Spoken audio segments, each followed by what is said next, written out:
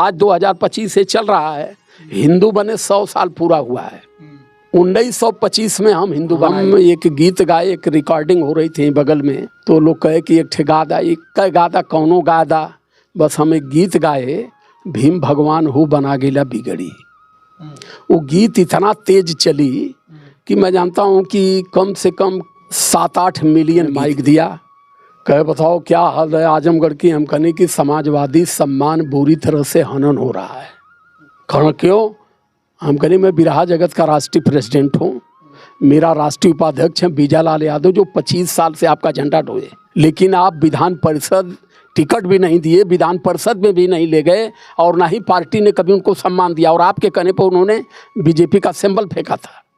Motorcycle बेच के पैसा जुटा के मांग के 50,000 लेके गया विंध्याचल।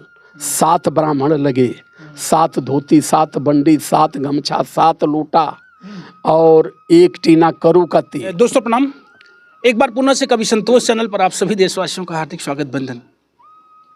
आज पूरे देश में मंदिरों की गूंज है, सनातन की गूंज है। हर तरफ पूजा पाठ, राममय पूरा देश होने जा रहा है। लोग सनातन की जय जयकार कर रहे हैं, इसलिए कर रहे हैं ना कि योगी सरकार है, भारतीय जनता पार्टी की सरकार है। बोल रहे हैं हिंदू साम्राज्य का गठन होने जा रहा है, पूरा देश हिंदूमय होने जा रहा है। ऐसे में कोई एक व्यक्ति एक जनपद से अगर ऐसी अलख जगाता हो कि मैं नास्तिक हूँ, मैं भगवान को नहीं मानता, तो एक बड़ा चैलेंज जैसे सरकार के समक्ष, देश के समक्ष, और देश के इस बहती हुई गंगा में जो जनसैलाब बहता जा रहा है पूजा पाठ, साधना अर्चना, भक्ति भावना में, उसके खिलाफ एक बड़ा संदेश, बड़ा मैसेज, बड़ी तपस्या सी लगती है। बहरहाल एक बड़ा फेमस और वायरल चेहरा जनपद आजमगढ़ से पूरी दुनिया में अपनी विचारधाराओं के नाते, अपनी आवाज़ की बुलंदी के नाते आप जाने जाते हैं। आप पहचान के मोहताज नहीं हैं, और मुझे फ़ख्र है कि आप जैसे किरदार के साथ बैठ करके आज मैं बात करने जा रहा हूँ। मेरे साथ हैं आप बहुत अच्छे बहुजन विचारक और 1585 की लड़ाई के आप महानायक कहे जाएं इस युग में तो कम नहीं होगा।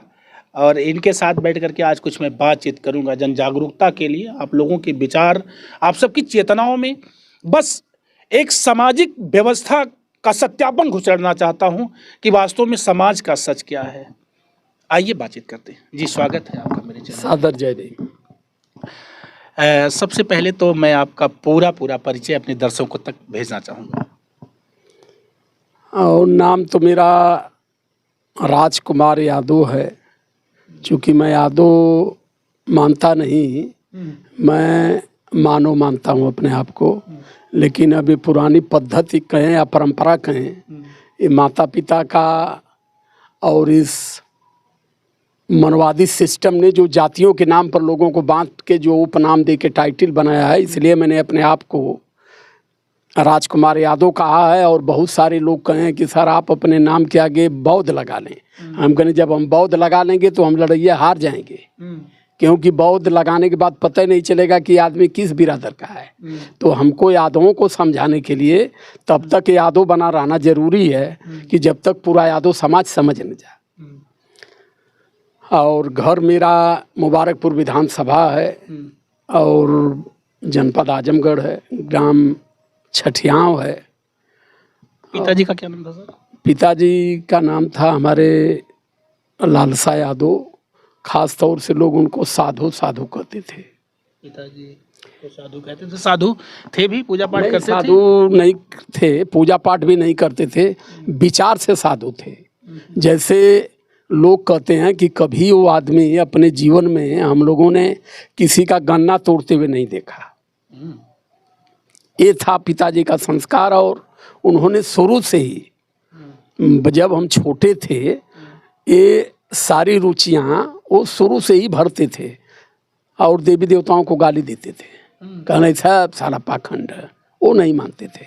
पिताजी पढ़े लिखे थे? कुछ पढ़े लिखे। हमारे पिताजी जिस युग के पढ़े लिखे थे, हमारे पिताजी 4 सेंट्रल गवर्नमेंट की नौकरी करके 2 साल 3 साल 1 साल 6 महीना छोड़ दिए, क्योंकि हमारे पिताजी अपने पिताजी के अकेले थे और हमारे पिताजी विद्युत विभाग में थे। तो सन 72 में उनको लाइन जोड़ रहे थे, उनको करंट लग गया। तो काफ़ी 3 साल तक वो चारपाई पे थे। तो उस दरमियान हमारे पिताजी के जो पिताजी थे वो कहे कि रहने तो नौकरी की ज़रूरत नहीं है, खेती बाड़ी है, यही से काम चल जाए बेटा, दूसरे गुलामी कैले की ज़रूरत ना है। आप कितने भाई हैं? हम लोग फिलहाल तो इस समय 3 भाई हैं, लेकिन थे हम लोग 4 भाई। अच्छा, एक भैया नहीं रहे? एक भाई हमारे बड़े थे, MBBS डॉक्टर थे। और 2001 में 24 जून को उनकी निर्मम हत्या कर दी गई, इसी सामाजिक लड़ाई को लेके। तो नहीं रहे, फिलहाल 3 लोग हम लोग हैं। एक भाई हमारे विदेश रहते हैं, एक जो सबसे छोटे वाले वो डॉक्टर हैं। आपकी पढ़ाई कितनी है?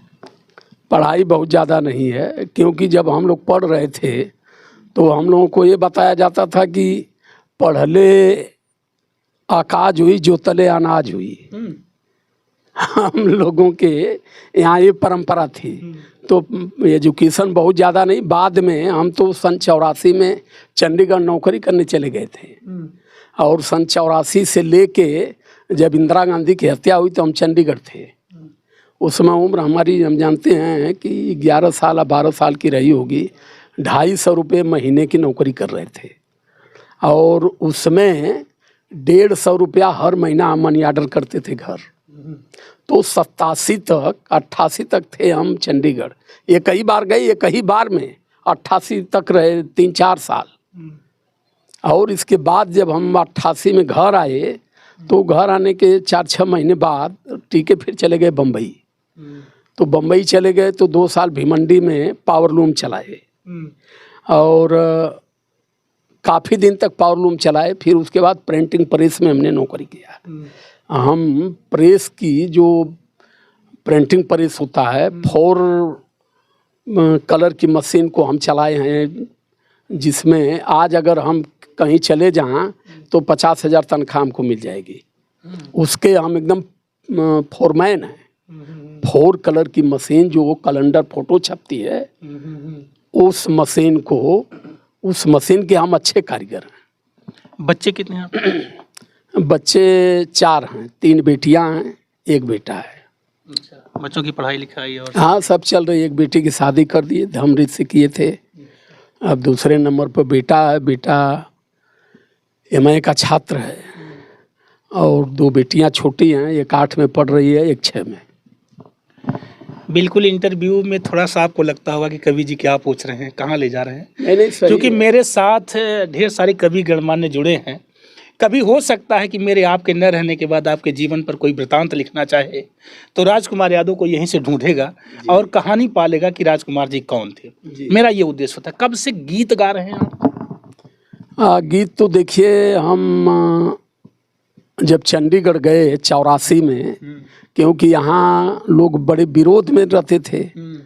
हमारे बाप कहाँ सरऊ चलत हुआ नचनिया पदनिया बने पिताजी। हाँ, लेकिन हमारी शौक थी कि नहीं, हम चूँकि बचपन से हम कक्षा 1 में पढ़ते थे, तभी से थोड़ा बहुत स्कूल में भी गाते थे। लेकिन जब हम चंडीगढ़ गए, जिस समय, उस समय चंडीगढ़ में जहाँ हम थे वहाँ बहुत कलाकार थे, लोग नौकरी करते थे। तो वो समय 84 में जो बहुत अच्छा कारीगर मिस्त्री था, ओकर 400, 500, 350 महीना तनख्वाह रहे।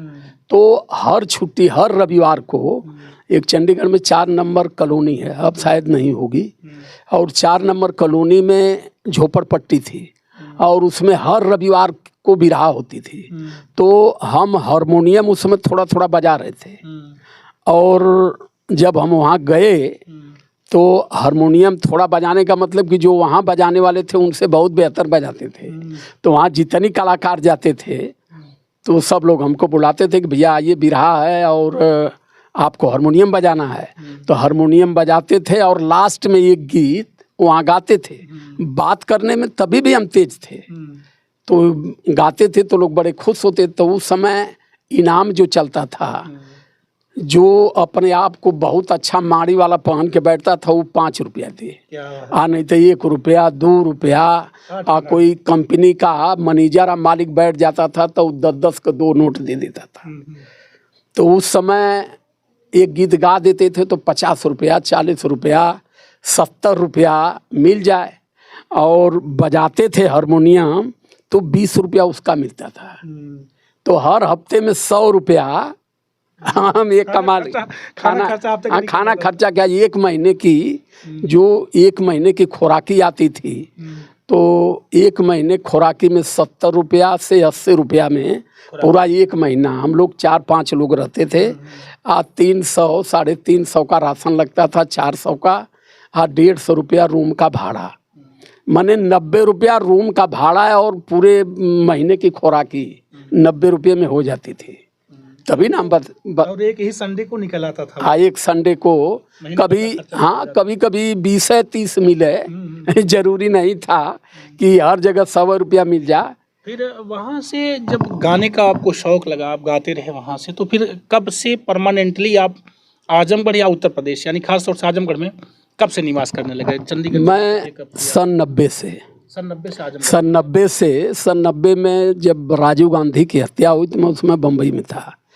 21 मई 1991 को उस समय बम्बई में था। और तब तक जो है मैं बम्बई में पावरलूम चलाता था, लेकिन उस समय भी मेरा कार्यक्रम बम्बई के जगहों पर, अब जैसे डोंबिवली हुआ, उधर अंबरनाथ है, विट्ठलबाड़ी है, उल्लासनगर है, भिमंडी है, ऐसे जगह इतने लोग जान गए थे कि बुला के लोग कार्यक्रम करवाते थे। तो मैं जब 90-91 में आया, 91 में जब घर आया, उसके बाद यहाँ कार्यक्रम चलने लगा। और जब यहाँ कार्यक्रम चलने लगा तो फिर मैं अतिरिक्त काम छोड़ दिया। फिर 97 में मैं चला गया बम्बई। 97 से लेके 2005 तक मुंबई में बहुत कार्यक्रम हुआ मेरा। और इतनी नशा हो गई वहाँ लोगों की कि जाता था तो इस अक्टूबर महीने में जाता था और नवंबर दिसंबर तक रहता था, 2-3 महीना। ऐसे स्थान बम्बई में चुनिंदा एक जगह है कलवा, एक न्यू मुंबई में है कोपरखन्ना। वो ऐसी जगह थी कि वहाँ लोग कहे कि कोई कलाकार अगर गाने जाता था तो लोग कहाँ उनके खोज के लिए आवा, वो वहीं तब पब्लिक टिकी, नहीं तो दूसर के वो पब्लिक के रोकी ना पाई। अच्छा, खासियत हमारी क्या थी कि हम गाते भी थे और तब तक लिखने भी लगे थे। तो हम एक स्थान पर 12-12, 14-14 कार्यक्रम हुआ, लेकिन कभी एक बात उस स्थान पर हमने रखा ही नहीं। इसीलिए लोग बार बार बुलाते थे कि जब आते हैं तब नई बात करते हैं। तो बम्बई में 2005 तक चला कार्यक्रम हमारा, खूब चला और तब तक कुछ पारंगत भी हो गए थे। उसके बाद 2005 में जब हम आए यहाँ तो हमारे दिमाग में ये बना कि अब कुछ सोशल क्षेत्र में काम करना चाहिए। तो हमने चुना कि देश में जो गरीब और अनाथ बच्चे हैं उनके शिक्षा पर काम करें। चूँकि कार्यक्रम यहाँ भी चलने लगा था तो यहाँ गाते भी थे और हम ये दिमाग अपने मन में बनाए। और बनाने के बाद हमारी मुलाकात उस समय माननीय राम नरेश यादव जी से हुई। तो उस समय विधायक थे, तो अब पूर्व मुख्यमंत्री भी थे, काफ़ी दबदबा था लखनऊ में उनका। तो जब हम उनके संपर्क में आए तो हमसे लोग बताए कि आप संस्था बना लीजिए, संस्था का रजिस्ट्रेशन करा लीजिए, सरकार से मान्यता ले लीजिए, सरकार की मान्यता पर अगर चलाएंगे तो सरकार उसमें मदद भी करेगी। अब देखिए, यहीं से सौभाग्य और दुर्भाग्य दोनों का चक्कर एक साथ शुरू हुआ। माननीय राम नरेश यादव जी के पूर्व मुख्यमंत्री आवास पर हम लखनऊ में रहते थे और उनके लड़के थे शैलेश, मर गए जब वो राज्यपाल थे, तभी शायद उन्होंने आत्महत्या कर लिया। तो शैलेश हमको गाड़ी में बैठाते थे, इंदिरा भवन, शास्त्री भवन, सचिवालय में पूरा घुमाते थे। उसी दरमियान एक योजना आई थी जुवेनाइल जस्टिस होम की कि हर जिले में अनाथालय चलाए जाएं उन बच्चों का कि जिन बच्चे लवारिस हैं, जिनके माता पिता नहीं हैं। क्योंकि उसी सन 96 में निठारी में बच्चों का कंकाल पकड़ा गया था। तो सरकार ने, कोर्ट ने निर्णय लिया कि इस तरीके के होम्स को हर जिले में प्रदेश में चलाए जाएं, तो उसमें मंडल चयन हुआ था। जैसे आजमगढ़ मंडल, कानपुर मंडल, गोरखपुर मंडल, इलाहाबाद मंडल, ऐसे मंडलों में चयन हुआ था कि एक मंडल में एक चलेगा। तो हमने उसमें अप्लाई किया। संस्था चूंकि हम बना चुके थे, 3 साल हो गया था, अब उसमें हमारा लग गया और हम फिर अब फंस गए उसी में। और अब इधर बिरहा को भी हमने थोड़ा सा हल्का कर दिया, क्योंकि अब दिमाग हमारा पूरा इसमें लग गया, सेवा में चला गया। यहाँ आते थे, दिन भर यहाँ काम करते थे, रात को बस पकड़ के लखनऊ जाते थे, दिन भर वहाँ काम करते थे, और फिर वहाँ से शाम को बस पकड़ के फिर आजमगढ़ आते थे। इतनी मने हमने 2007 से इतना मेहनत शुरू किया, और इतनी मेहनत करने के बाद में 2009 में पहला बजट हमको मिला। इसमें पहला बजट हमारा आया था 49 लाख रुपया। मैंने 15 महीने का 49 लाख रुपया राज्य सरकार ने दिया, और भारत सरकार का बकाया था, क्योंकि इस संस्था में ये समझौता हुआ था। धारा 34(3)(4) के तहत हम लोगों को मान्यता मिली थी कि आपकी संस्था में 10% आप दान चंदा से लगाएंगे, 45% राज्य सरकार देगी और 45% सेंट्रल गवर्नमेंट देगी। तो राज्य सरकार ने तो पैसा दिया, वो भी हाई कोर्ट के आदेश पर दिया, और सेंटर के पैसे के लिए हम लोग लगे थे। उस दरमियान हमने राहुल गांधी जी से मिला। मैंने जितनी बड़े बड़े, उस समय महिला कल्याण मंत्री भारत सरकार में कृष्णा कीरति थी, हम लोग उनसे मिले, खूब लड़ा हमने, खूब जोर से लड़ा। और लड़ते लड़ते इसके पीछे हमको इतना ज्ञान हो गया, इतना ज्ञान हुआ कि 2016 में हमने बंद किया। आदरणीय अखिलेश यादव जी मुख्यमंत्री थे, मैंने 31 बार मिला था इस पेमेंट के लिए। यही प्रांजल यादव डीएम थे, प्रांजल यादव ने रिकमेंड करके भेजा था कि संस्था को यथाशीघ्र बजट उपलब्ध करा दिए जाएं। जब मैं उनसे मिलने गया 4 या 5वीं बार, तो उस समय अकेले मुलाकात हुई, प्रांजल यादव बैठे थे।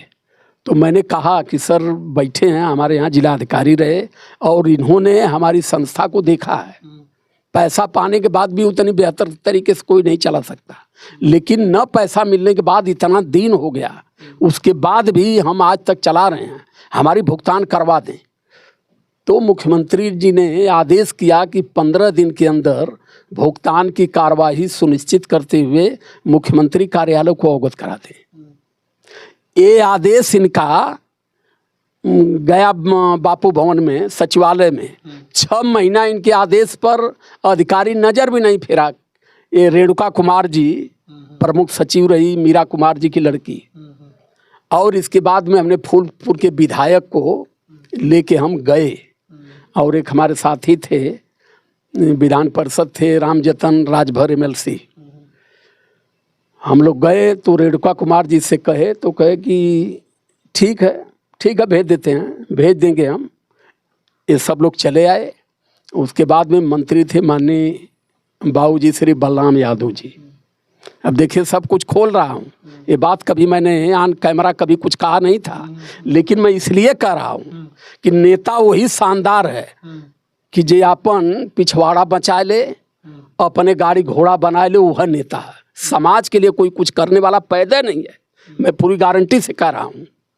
मैं गया बाबूजी बलराम जी से मिलने के लिए, वहाँ 4-5 विधायक बैठे थे, और मैंने कहा कि बाबूजी ये समझ में नहीं आ रहा है मेरे, ये माननीय मुख्यमंत्री जी का आदेश है, 6 महीना हो गया, 15 दिन में भुगतान की कार्रवाई करने के लिए कहे थे, और अब तक इन्होंने इस पर कुछ नहीं किया। तो बलराम कहला कि बतावा, ये जब कुल मुख्यमंत्री का आदेश ना मानत हो तो हमहन का मनी है, ये इसी लहजे में कहे। तो मैं कहा बाबूजी आप कैबिनेट में मिनिस्टर हैं, प्रमुख सचिव से आप ही बात कर सकते हैं, हम तो बात नहीं करेंगे। तो दूसरा जवाब देते हैं, असल में भाई गायक भाई ऐसा है ना कि तुमने अपन बात कह लेला, हम तो लंगड़न बहिरन का पैर भी करीला। फिर हमने नमस्ते भी नहीं क्या किया, वहीं से उल्टा पाँव निकला। हम यहाँ आए और हम सबकी औकात को नाप लिए। हम कहे कि अब ये सब पैसा नहीं देंगे, और हमने आके यहीं से पत्र लिखा प्रमुख सचिव को कि तत्काल बच्चों का स्थानांतरण करवा दें, क्योंकि अब संस्था कर्ज में लद चुकी है, अब संस्था चलाना संभव नहीं है और बच्चों का स्थानांतरण नहीं करवाते हैं तो अगर कोई घटना घटती है तो इसकी जिम्मेदार संस्था नहीं होगी। तुरंत हमने यही लेटर लिखाया के और फैक्स किया प्रमुख सचिव को। दूसरे दिन सारे अधिकारी यहाँ आके नाचने लगे और बच्चे धड़ाधड़ उठा के जगह जगह, कुछ बच्चियाँ इलाहाबाद गई, कुछ देवरिया गई, कुछ प्रतापगढ़ गई, ऐसे लड़कियों को जगह जगह स्थानांतरित कर दिया और इसको बंद कर दिए। अभी कितना नुकसान हुआ लगभग ये? अब आप ये समझ लीजिए कि 2,89,00,000 रुपया बकाया है। 2,89,00,000 रुपया तैयार करने में कुछ नहीं है तो 50 लाख तो पूंजी लगी जाएगी।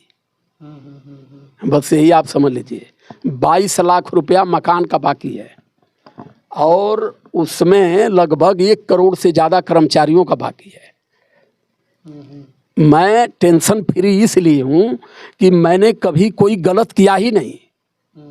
ऐसी बात नहीं, मुझे जितना पैसा मिला संस्था से, अगर मैं थोड़ी भी बेईमानी मेरे अंदर रही होती ना तो मैं कम से कम 25 लाख उसी समय बचा के, यहाँ ये रोडवेज की ज़मीन आज 40 लाख बिस्सा है, 4.5 लाख में 3 बिस्सा दे रहे थे त्रिमूर्ति हाल वाले, कहे कि आप ले लो, 4 लाख दे दा, 3 बिस्सा तो के दे देते हैं।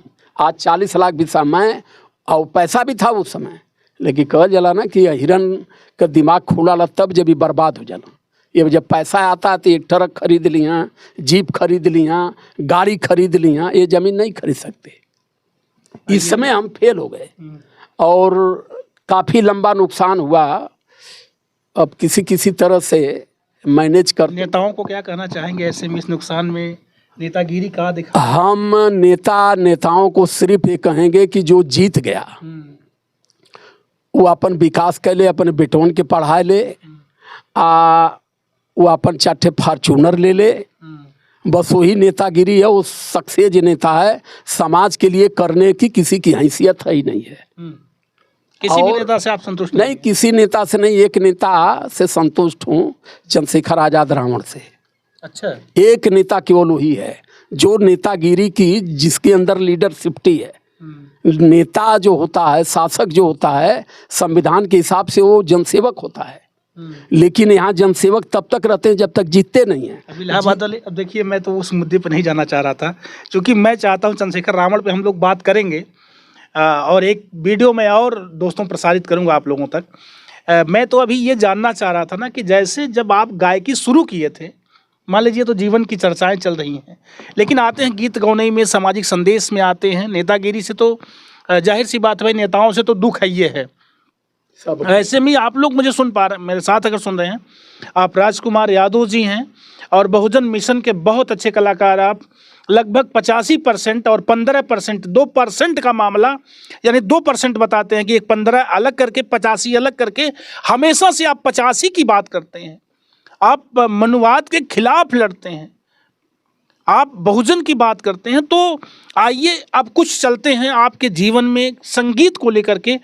टर्निंग पॉइंट कब आया, कब कुछ ऐसा आपके दिमाग में, आपके जहन में चला कि मुझे बहुजन की बात करनी चाहिए?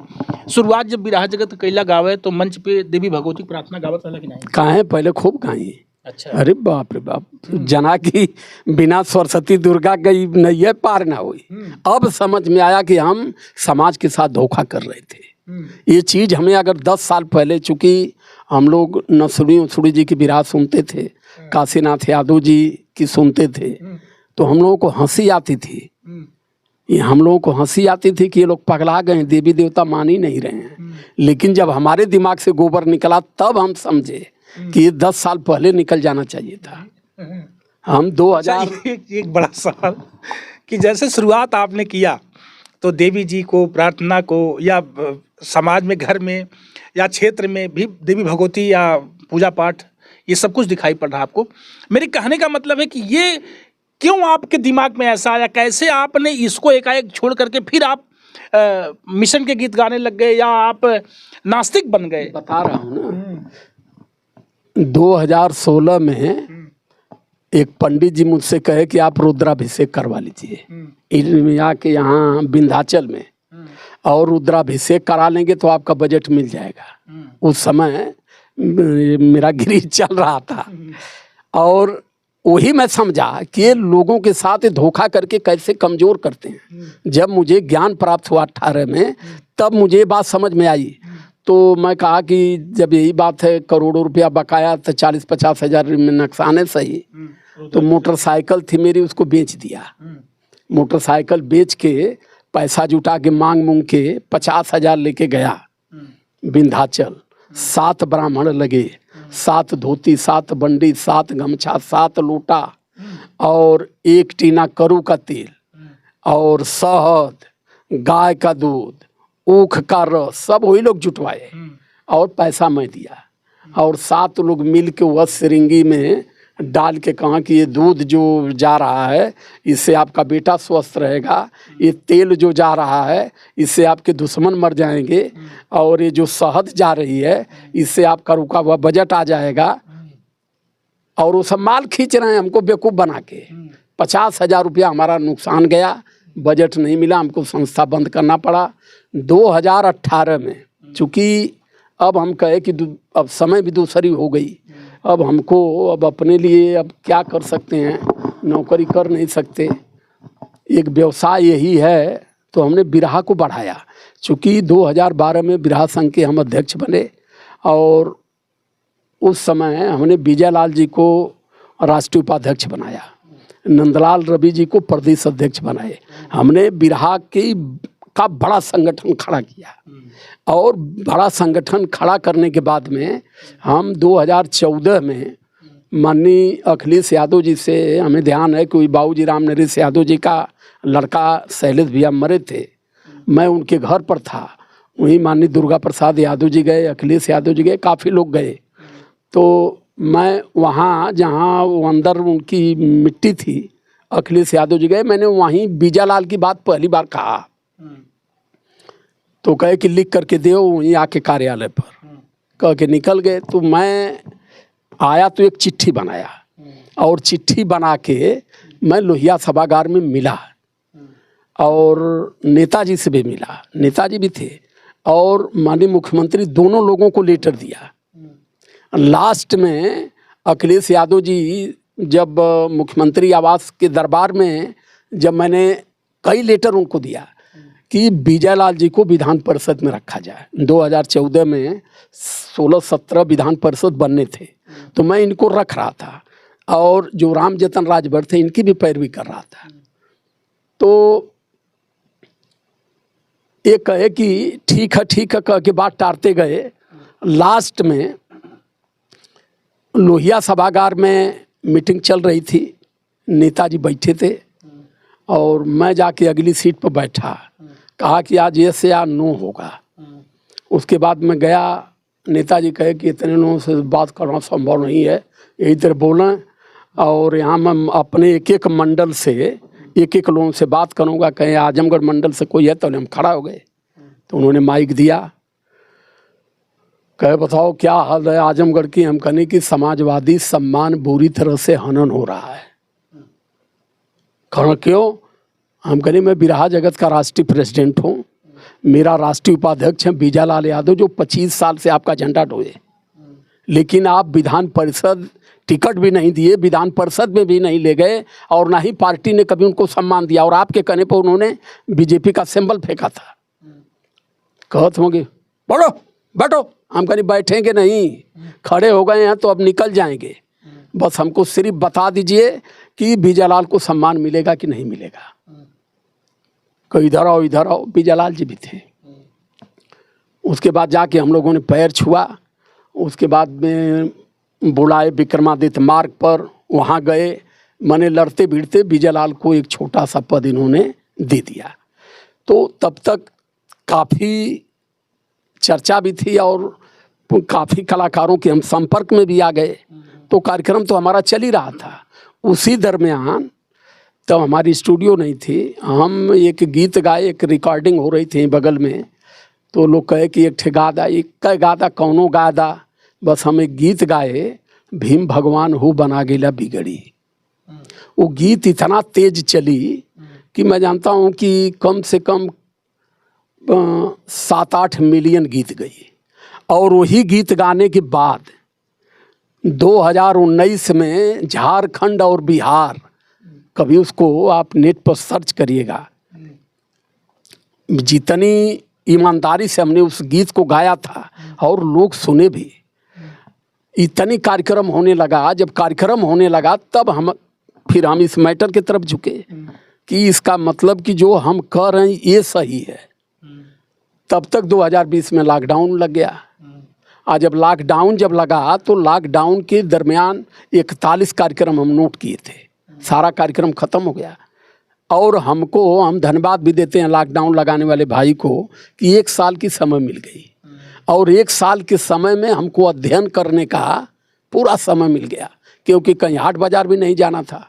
हम बस नहाते थे, खाते थे, किताब उठाते थे, सच्ची रामायण, बाबा साहब अम्बेडकर की जीवनी, सारी चीज़ लेके आते थे, ट्यूबवेल पर पढ़ते थे या गीत लिखते थे।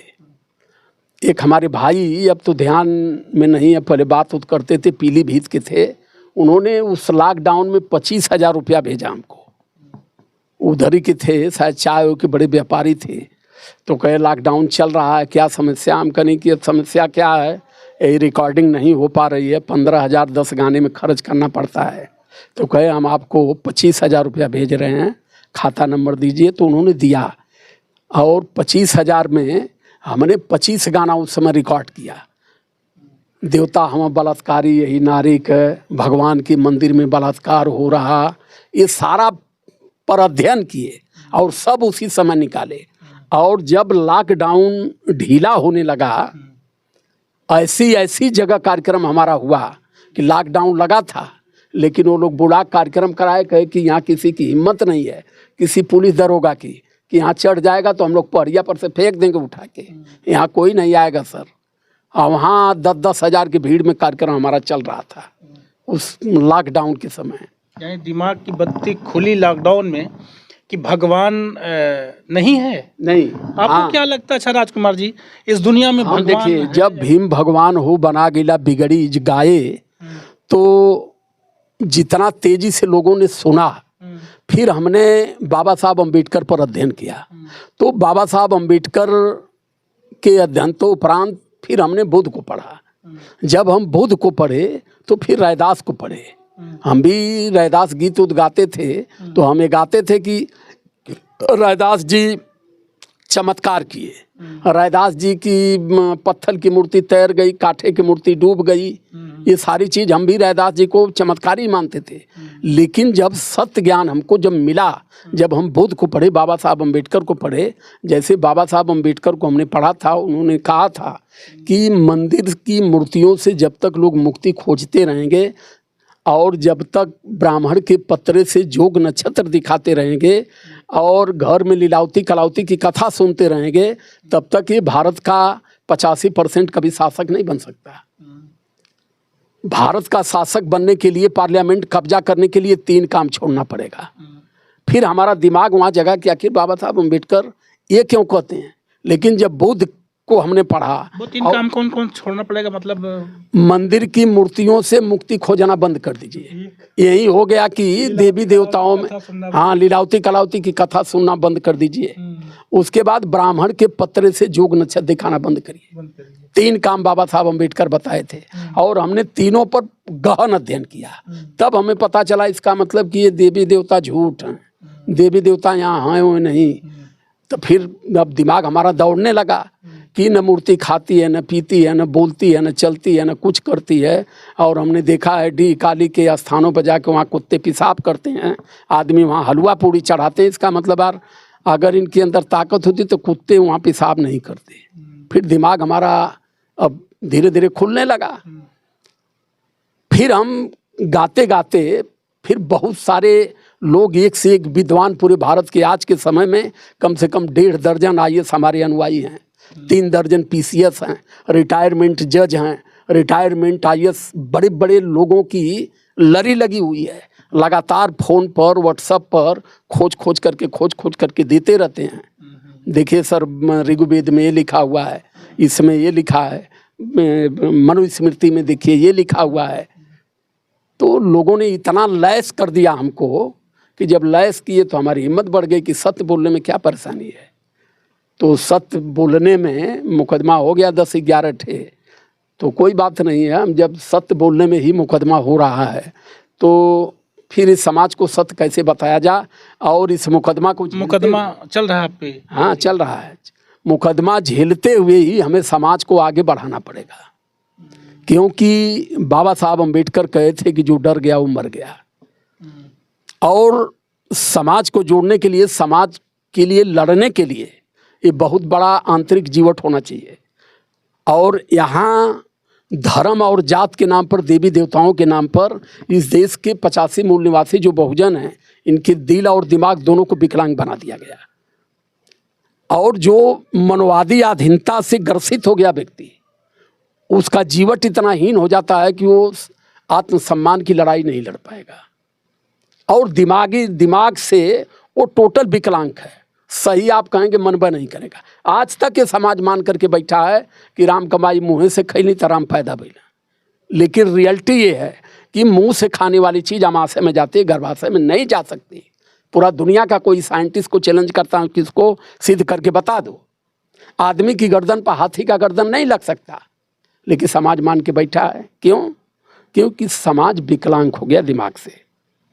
अब धीरे धीरे जो मैं दावा कर रहा हूँ, अब धीरे धीरे विकलांगता समाज की दूर हो रही है और समाज दिमाग से स्वस्थ हो रहा है। ये चीज़ अच्छा। और जैसे आप मान लीजिए कि आप मनुवाद को नहीं मानते हैं, भगवान को नहीं मानते हैं, आप तर्क देते हैं कि आदमी के गले पर हाथी का गला नहीं लगाया जा सकता है, या खीर खाने से बच्चा नहीं पैदा होता है, या मुंह में बच्चेदानी नहीं होती है। ये सारा तर्क आप दे सकते हैं, ठीक ना। उधर से भी तो लोग तर्क देते हैं कि आदमी अपने पसीने से चीलर ढील पैदा कर सकता है, तो हनुमान अपने पसीने से मकरा ध्वज को नहीं पैदा कर सकते, या भगवान के लिए क्या संभव नहीं है। हरि अनंत, हरि कथा अनंता, सब झूठ है। हरि अनंत बिन है ना कथा अनंत, बिना कैसे बिन पग चले, अरे सुने बिन काना। यार सब भैया वो सब बेमतलब की है, वो सब मनगढ़ंत कहानी है। कथा का शाब्दिक अर्थ जानते हैं? कथा उसको कहते हैं कि जो मनगढ़ंत कल्पना के आधार पर बनाई हुई कहानी को कथा कहते हैं। अब जैसे लीलावती कलावती का ये लोग कथा कहते हैं, और हमारे ग्राम अंचलों में हमारी महिलाएं बड़ी प्रेम से सुनती हैं। लीलावती कलावती की कथा ये कहते हैं कि लीलावती कलावती ठाकुर जी की कथा कह रही थी। वैसे उनको पता चला उनके ससुर दामाद आ रहे हैं, ठाकुर जी की कथा छोड़ के चली गई, नाव डूब गई, वो सब डूब गए, और सारा उनका बोरा का बोरा सोना चांदी धनिया तेजपत्ता हो गया। फिर आकाशवाणी हुई कि जाओ ठाकुर जी की प्रसाद ग्रहण करके आओ। तो फिर ठाकुर जी की प्रसाद ग्रहण करके आई तो बोरा का धनिया तेजपत्ता फिर सोना चांदी हो गया। फिर ससुर दामाद नदी में से बाहर निकल गए। जो नदी में डूब गया वो साला मर जाएगा कि बाहर निकलेगा। और इस देश में धनिया तेजपत्ता कोई सोना बना के बताए हमको? जितनी भारत के धर्मगुरु सबको कह रहा हूँ। तो जो कथा का शाब्दिक अर्थ होता है कि जो कल्पना के आधार पर बनाई हुई मनगढ़ंत कहानियों को कथा कहते हैं। हाँ यही है। और आपको क्या लगता है जो रामचरितमानस है, जो रामायण है, ये भी मनगढ़ंत है या ओरिजिनल है? टोटल मनगढ़ंत है। भागवत को क्या सब है भाई। भागवत में भगवान कन्हैया की लीला दिखाई गई है, उनका संदेश बताया गया है। आप याद में भगवान कन्हैया को अपना भगवान मानते कि नहीं? हम क्यों माने? हम क्यों माने भगवान कन्हैया को? आप सूर्यवंशी मानते हैं अपने? हम सूर्यवंशी चंद्रवंशी नहीं मानते हैं, हम लोग नागवंशी हैं। ये जानिए कि इस देश में दो ही समाज था, एक द्राविड़ समाज, दूसरा नागवंशी समाज। नागवंशी समाज से ओबीसी समाज निकला, उसी समाज के बहादुरों को इन लोगों ने जातियों में बांटा, और द्राविड़ समाज से आदिवासी आए। लेकिन इन दोनों समाज में भाईचारा था, दोनों में बेटी रोटी का रिश्ता था, दोनों लोग भाईचारा बना करके ही रहते थे। ये तो इनके आने के बाद में दोनों समाज का दफन कर दिया गया।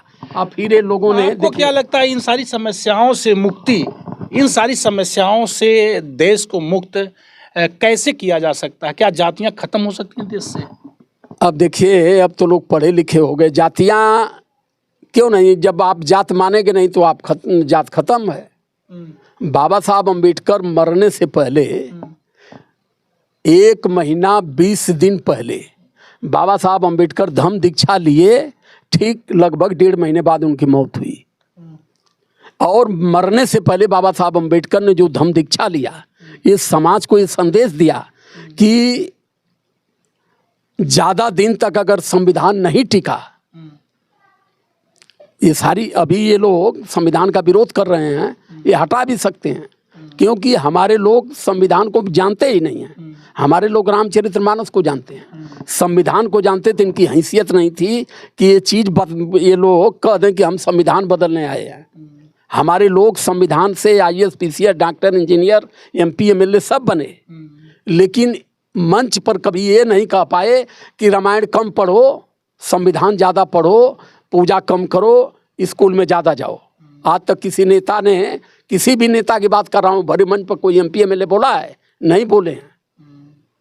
कोई इस बात को नहीं कहता, क्योंकि ये लोग डरते बड़े करारे हैं धर्म से। और मैंने इस पर कई बार सवाल उठाया। आज 2025 से चल रहा है, हिंदू बने 100 साल पूरा हुआ है। 1925 में हम हिंदू बनाए गए, इस देश के 85%। तो मैं ये पूछता हूँ कि ये बताइए कि धर्म अगर 25 में हमें हिंदू बनाया गया और चुरकी रखने का अधिकार दिया गया कि जिसके पास चुरकी रहेगी वही हिंदू रहेगा, तो फिर आपने चुरकी क्यों कटवा दिया? सवाल है यहाँ। दूसरी चीज कि 1925 के पहले हम क्या थे? वर्ण के हिसाब से हम शूद्र थे। तो जब वर्ण के हिसाब से हम शूद्र थे, तो कौन सी समस्या आपको आ गई कि आप शूद्र से उठा के हमें हिंदू बना दिए? ललई यादव के मुकदमा में सुप्रीम कोर्ट ने कहा है हिंदू कोई धर्म नहीं है, गाली शब्द है। तो 76 के बाद इन लोगों ने सनातन की राग अलापना शुरू किया।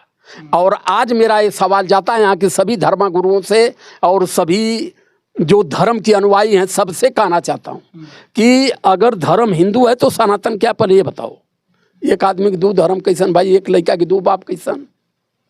के बाप मानी कि बाप हो कि बाप हो? अगर हिंदू धर्म है तो सनातन क्या है? और सनातन धर्म है तो हिंदू क्या है?